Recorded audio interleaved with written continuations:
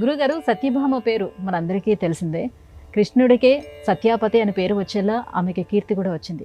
సత్యభామకి పూర్వజన్మ వృత్తాంతం అంటే ఏమైనా ఉందా? పూర్వం కళింగ దేశాన్ని సత్యకేతువు అనే చక్రవర్తి పరిపాలించేటటువంటి వాడు. విష్ణు భక్తుడు.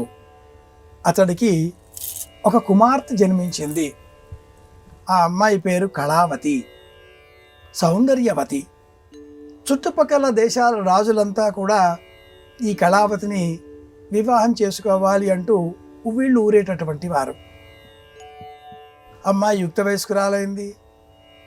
సత్యకేతువు అమ్మాయికి స్వయంవరం ప్రకటించక తప్పని పరిస్థితి ఏర్పడింది. కానీ ఈలోగా చుట్టుపక్కల ఉండేటటువంటి దేశాల రాజులంతా కూడా దండయాత్రలకు అమ్మాయి కోసం, కళావతి కోసం రావడంతో యుద్ధం చేయక తప్పనిసరి పరిస్థితి ఏర్పడింది. సత్యకేతువు అలా ఆ రాజులందరితో యుద్ధాలు చేసి చేసి అలసిపోయి చివరకు ఒక యుద్ధంలో మరణించాడు. దానితో కళావతి విరాగిగా మారి మనసులో విష్ణువునే స్మరిస్తూ అడవులకు వెళ్ళిపోయింది. తపస్సు చేసి దేహాన్ని విడిచిపెట్టింది.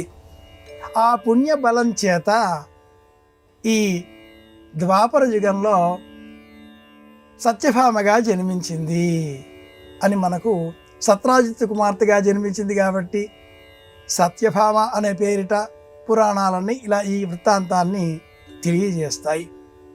ఈ కథలో ఉండేటటువంటి నేపథ్యం ఏమిటి అంటే, ఏ అంశాన్ని మన మనస్సులో ఉంచుకుంటామో అదే అంశంతో మళ్ళీ మన జన్మ ఉంటుందేమో.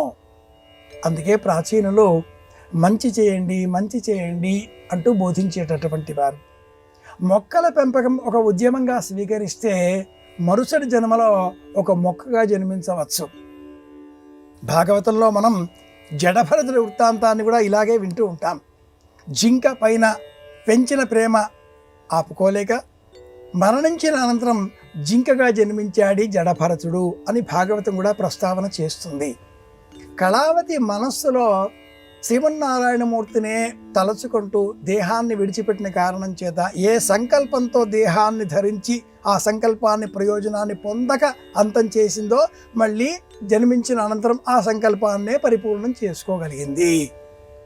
శ్రీరామాయణంలో వేదవతి కథ కూడా ఇలాంటి అంశాన్నే మనకు ప్రస్తావనగా మనం గ్రహించవచ్చు.